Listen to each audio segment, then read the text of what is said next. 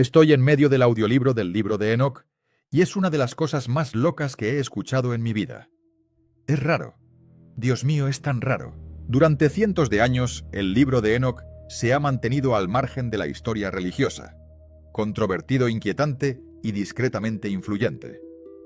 Está lleno de visiones de los cielos, encuentros con extraños seres celestiales e historias que nunca encontraron un hogar en la Biblia que la mayoría de la gente creció leyendo. Recientemente, los investigadores decidieron someter el texto a Geshe-Grok, la IA construida por la compañía XXI de Elon Musk, para ver qué patrones y conexiones podrían surgir cuando una máquina estudia su lenguaje sin el peso de siglos de argumentos teológicos detrás. Lo que regresó no fue solo un resumen, fue un conjunto de observaciones que están empujando a la gente a reconsiderar qué es realmente este libro antiguo. Si eres nuevo en este canal, quédate. Profundizamos en textos antiguos, historia enterrada, y el tipo de preguntas que la mayoría de los creadores evitan. El libro que nadie debía leer. Entonces, ¿qué es exactamente el libro de Enoc y por qué desapareció de la mayoría de las Biblias? También llamado Primer Enoc, es una antigua obra religiosa judía atribuida a Enoc, el bisabuelo de Noé. Los estudiosos generalmente lo fechan entre el 300 y el 100 a.C., aunque muchos creen que algunas partes son considerablemente más antiguas. El texto sigue a Enoc a través de una serie de viajes celestiales, sus interacciones con ángeles, tanto fieles como caídos, y amplias visiones que cubren el juicio, la estructura del cosmos y el fin de la historia. Para la mayor parte del cristianismo occidental, este libro efectivamente no existe. Fue omitido de la Biblia durante los primeros concilios de la Iglesia, y durante más de 1000 años el texto completo fue esencialmente desconocido en Occidente. La única excepción importante fue la Iglesia Ortodoxa Etíope, que lo conservó íntegramente en sus escrituras oficiales escritas en el antiguo idioma Ge'ez. Así fue como el texto completo llegó finalmente a Occidente. El explorador escocés James Bruce trajo copias desde Etiopía en 1773. He aquí por qué esto es importante. El libro de Enoc se cita directamente en el libro de Judas del Nuevo Testamento, y muchos eruditos creen que moldeó el pensamiento de los escritores del Nuevo Testamento de manera más amplia. Es casi seguro que Jesús y sus seguidores conocían bien este texto. Entonces la pregunta que la gente sigue volviendo es simple. ¿Por qué se eliminó? ¿Era demasiado extremo, demasiado específico, o contenía ideas que las autoridades religiosas preferían mantener fuera de circulación? Esa pregunta sin resolver es exactamente lo que empujó a la gente a ejecutarlo a través de una IA. En primer lugar, una forma de ver el texto despojado de siglos de política religiosa. Grok es el sistema de inteligencia artificial desarrollado por XAI, lanzado a fines de 2023, y en general se describe como más dispuesto que algunos competidores a interactuar con territorios no convencionales o vanguardistas. Se basa en un gran conjunto de datos de entrenamiento y es capaz de realizar un análisis textual profundo, detectar temas, comparar estructuras literarias y dividir ideas complejas en un lenguaje sencillo. El uso de IA para estudiar textos religiosos antiguos no es nuevo. Durante años se han aplicado herramientas informáticas a los rollos del Mar Muerto, la Torá y el Nuevo Testamento. Lo diferente de pasar el libro de Enoc a través de un sistema conversacional como Grok es simplemente el acceso.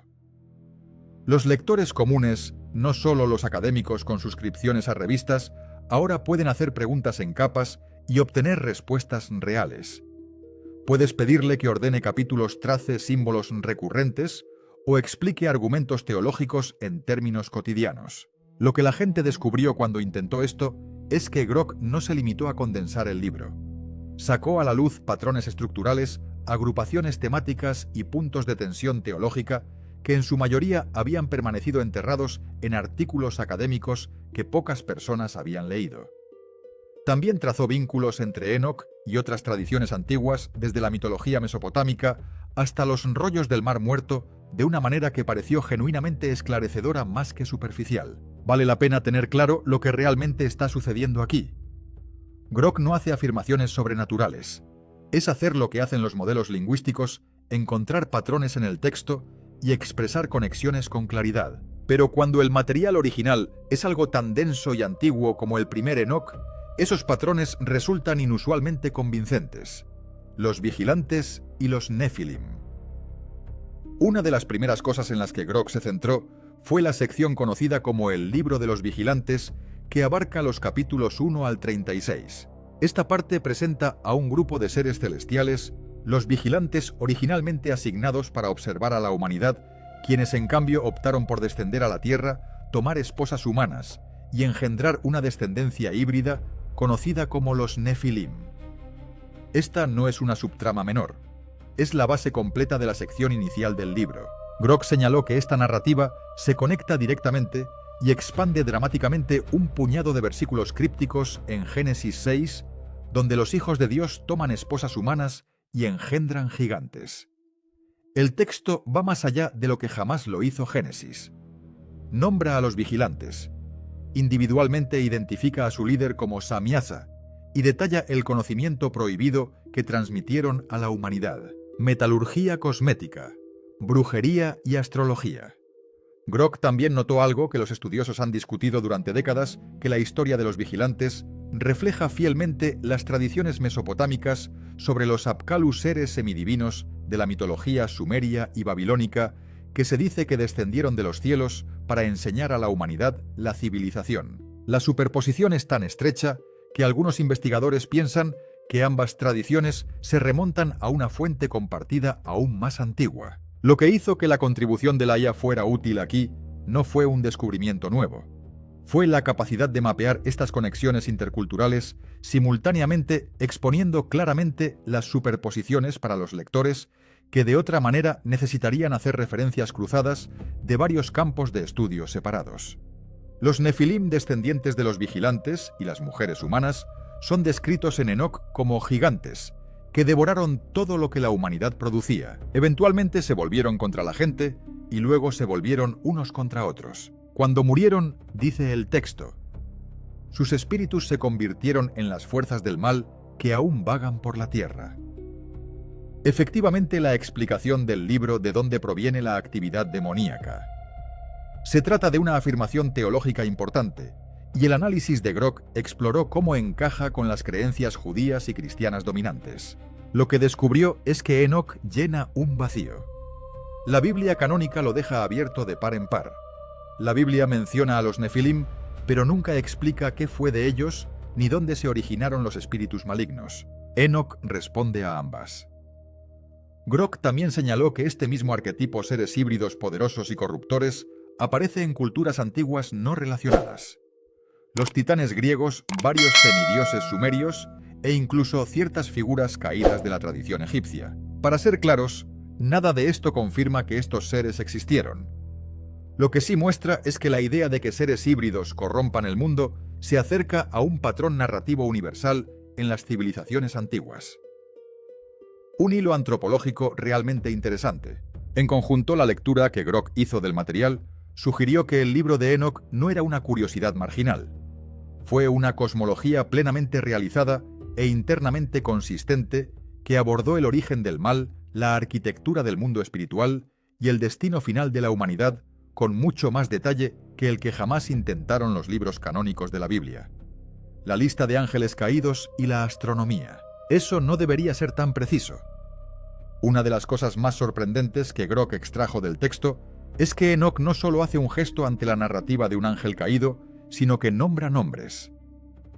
Más allá del líder Samiasa, el libro enumera aproximadamente 200 observadores que descendieron juntos al monte Hermón. A varios de ellos se les asignaron roles específicos: Azazel Armaros, Barakillal, Kokabel Sakieli y otros.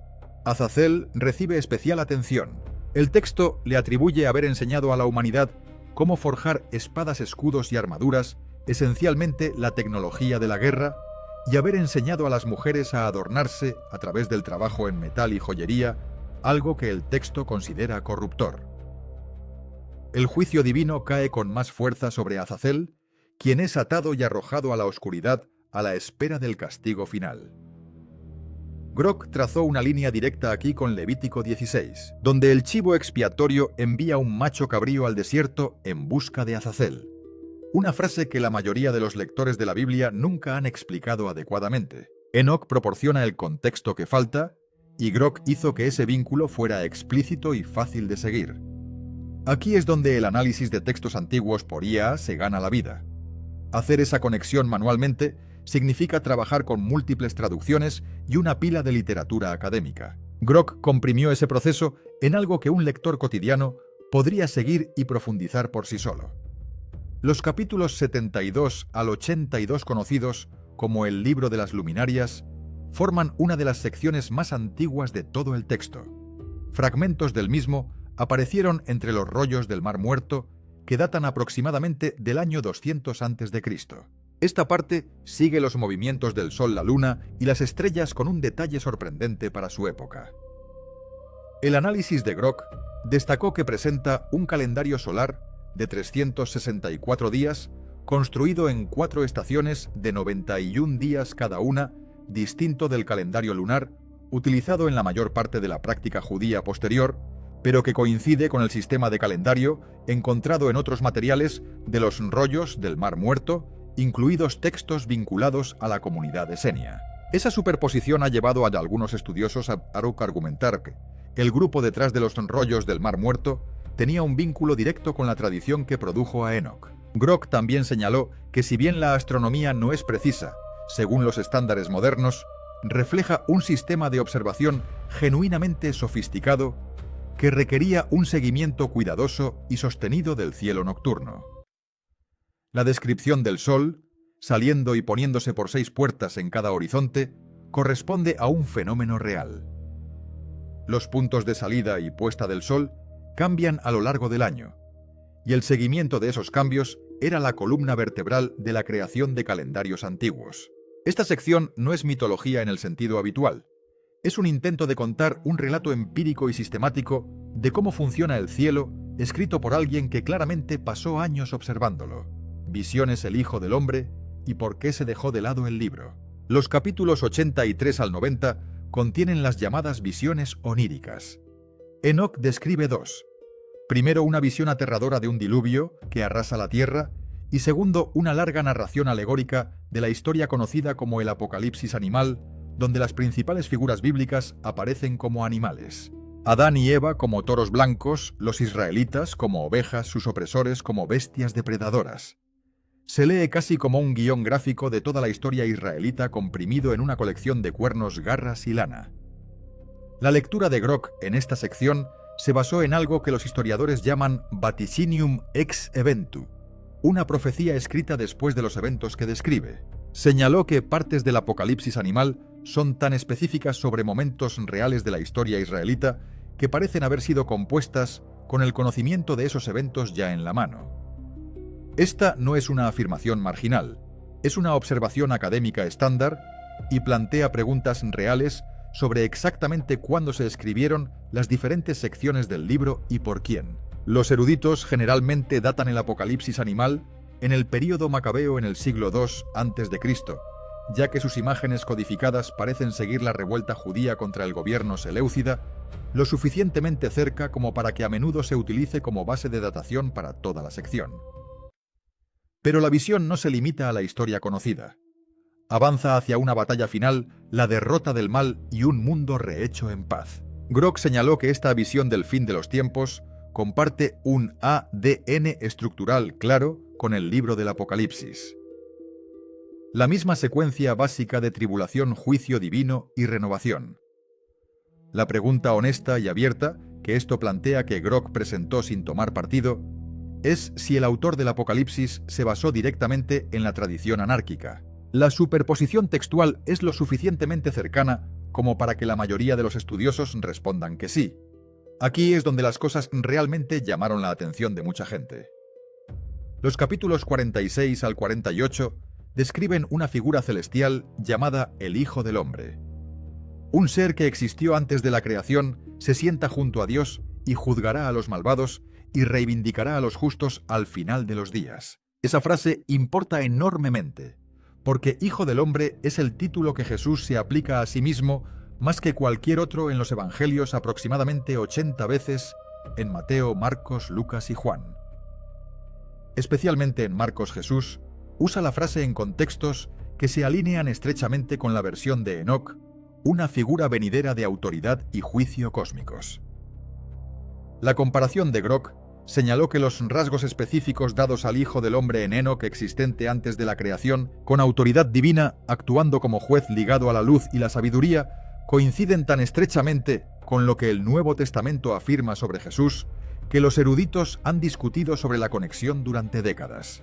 Algunos piensan que Jesús invocó deliberadamente el título enóquico para señalar exactamente qué tipo de figura decía ser. Otros ven la influencia como más difusa y cultural. De cualquier manera, esta no es una teoría nueva. Ha sido parte de la teología académica desde el siglo XIX. Es simplemente invisible para la mayoría de las personas sentadas en un banco, porque el libro de Enoc nunca llegó a su Biblia. Es el tipo de brecha que una vez que la notas es difícil dejar de notarla.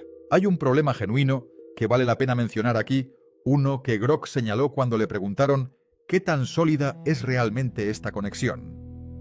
La sección que contiene el material del Hijo del Hombre, conocida por los eruditos como el libro de las parábolas, está notoriamente ausente de los rollos del Mar Muerto. Todas las demás secciones importantes de Enoc aparecieron en Qumrán de alguna forma, pero no esta. Los estudiosos toman en serio esa ausencia en lugar de pasarla por alto, ya que sugiere que las parábolas pueden haberse desarrollado más tarde o dentro de una comunidad diferente a la del resto del libro. Eso no socava la conexión con Jesús, ya que las parábolas claramente circulaban mucho antes del primer siglo, independientemente de lo que Qumrán preservó. Pero es exactamente el tipo de matiz que separa una investigación cuidadosa de un tema de conversación ordenado. Entonces, ¿por qué quedó fuera? La respuesta de Grock, cuando se la planteó directamente, fue estratificada en lugar de simple. Para empezar la versión corta, el libro de Enoc nunca fue oficialmente parte de una sola Biblia. Fue excluido de diferentes cánones en diferentes puntos por diferentes razones. Las autoridades rabínicas que finalizaron la Biblia hebrea a finales del siglo I y principios del II EC la dejaron fuera posiblemente porque su contenido, especialmente la narrativa del vigilante y su angelología detallada, se interpretaba como arriesgado o incluso herético durante un período en el que la identidad religiosa judía estaba bajo enorme tensión después de la destrucción del Segundo Templo. Del lado cristiano, los concilios que dieron forma al canon bíblico Nicea en el año 325 después de Cristo. Cristo y Cartago. En el año 397 después de Cristo, debatieron una larga lista de textos. Para entonces, Enoc ya había circulado durante siglos y había dado forma claramente al pensamiento cristiano. Pero sus vívidas imágenes de ángeles caídos y su elaborada cosmología pueden haber hecho que fuera difícil encajar en la estructura teológica que estaba construyendo la Iglesia primitiva. Grock presentó aquí varias explicaciones académicas y dejó claro que no existe una única respuesta clara. Lo que sí marcó como genuinamente interesante es que la Iglesia ortodoxa etíope hogar de la tradición cristiana, continua más antigua del mundo, nunca abandonó el libro porque estaba fuera del proceso romano que definió por completo el canon occidental. Si Enoc fue eliminado, o simplemente nunca incluido, depende de qué tradición cristiana estés preguntando. Es un recordatorio de que la Biblia nunca fue un objeto fijo y universalmente acordado. Fue y sigue siendo un conjunto de decisiones superpuestas, tomadas por diferentes comunidades en diferentes momentos de la historia. Los rollos del Mar Muerto, la justicia divina y los ecos entre las culturas. Algo que no hay disputas académicas serias es que se encontraron fragmentos del libro de Enoc entre los rollos del Mar Muerto, específicamente extraídos de la Cueva 4 en Qumrán, excavada por primera vez por Joseph Milik a principios de la década de 1950. El material cubre aproximadamente 11 manuscritos arameos separados del propio Enoc, distribuidos en un mayor número de fragmentos individuales, fechados aproximadamente entre 200 y 100 a.C., junto con varios manuscritos arameos adicionales de un texto relacionado llamado el Libro de los Gigantes, que describe la descendencia de los observadores caídos y parece haber circulado junto con Enoc en los mismos círculos de escribas. Eso convierte a Enoc en uno de los textos no canónicos mejor representados recuperados en Qumrán, con más testigos manuscritos supervivientes que varios libros que llegaron al Antiguo Testamento. Grock enfatizó esto cuando se le preguntó qué tan creíble es realmente la historia del texto. Su punto era sencillo. Los rollos del Mar Muerto prueban más allá de toda duda razonable que el libro de Enoc fue ampliamente conocido, ampliamente copiado y tratado como una escritura importante por al menos una importante comunidad judía durante la era de Jesús y sus contemporáneos. Esto no es una especulación, es arqueología documentada. En particular, las secciones astronómicas encontradas en Qumrán son más antiguas que la versión completamente compilada del libro, lo que sugiere que diferentes partes de Enoc circularon de forma independiente antes de ser unidas un patrón común en la literatura religiosa antigua. Piense en ello menos como un libro único escrito de una sola vez y más como una tradición manuscrita viva, ampliada, copiada y reorganizada por generaciones de escribas a lo largo de siglos. Los lectores curiosos por ver la evidencia física pueden encontrar fragmentos de pergaminos digitalizados en el archivo en línea de la Autoridad de Antigüedades de Israel. Una gran parte del libro de Enoc está dedicada al juicio divino. El destino de los malvados, la reivindicación de los justos y la eventual caída de quienes abusan del poder. El análisis que hace Grock de este tema produjo algunos de los resultados más ricos de todo el análisis. Señaló que la teología del juicio de Enoc está mucho más estructurada que cualquier otra cosa en el Antiguo Testamento canónico, describiendo distintos lugares de detención donde los muertos esperan el juicio, separados según cómo viven. Esta es una de las teologías más tempranas desarrolladas sobre la vida después de la muerte en la tradición judía, y se corresponde estrechamente con ideas que resurgen más adelante en el Nuevo Testamento. Grock también destacó la epístola de Enoc, capítulos 91 al 108, que contiene el Apocalipsis de las semanas, una historia esquemática del mundo dividida en 10 eras, y pronuncia una dura condena con carga social a los ricos y poderosos que explotan a los pobres. Varios eruditos han comparado su tono con la epístola de Santiago del Nuevo Testamento y con las advertencias de Jesús en el Sermón de la Montaña. Lo que se trasluce en todo el texto, según Grock, es una constante seriedad moral intransigente sobre la justicia, una profunda preocupación por el sufrimiento de los impotentes y una firme responsabilidad de los poderosos. Quizás el resultado más estimulante de todo el ejercicio fue el barrido comparativo de Grock a través de otras tradiciones mitológicas. Identificó estructuras narrativas en culturas que, según la historia convencional, no tenían contacto directo con el antiguo Israel. El diluvio que profetiza Enoc obviamente se hace eco de la historia sumeria de Utnapishtim en la epopeya de Gilgamesh, que es anterior al relato bíblico del diluvio. Pero Grock fue más allá, estableciendo paralelos estructurales entre el descenso del vigilante y los Anunnaki, sumerios seres divinos asociados al cielo, que se dice interactúan directamente con la humanidad, y notando similitudes con el mito griego de los titanes, que transmiten conocimientos prohibidos a la humanidad antes de que Zeus los encarcele. Incluso Prometeo, encadenado a su roca o entregando fuego a los mortales, se adapta a la misma forma tosca, un acto de generosidad prohibida que traspasa fronteras castigado por los poderes superiores. Para ser claros, nada de esto prueba un evento histórico compartido. Lo que sugiere desde un punto de vista académico es una auténtica difusión cultural.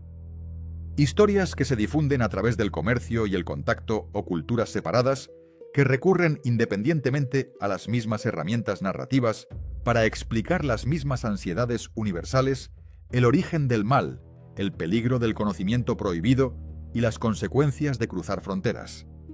Eso no debería cruzarse. Lo que Grock ofreció no fue una teoría nueva, sino un mapa claro y organizado de conexiones que de otra manera requerirían trabajar a través de una docena de textos mitológicos separados.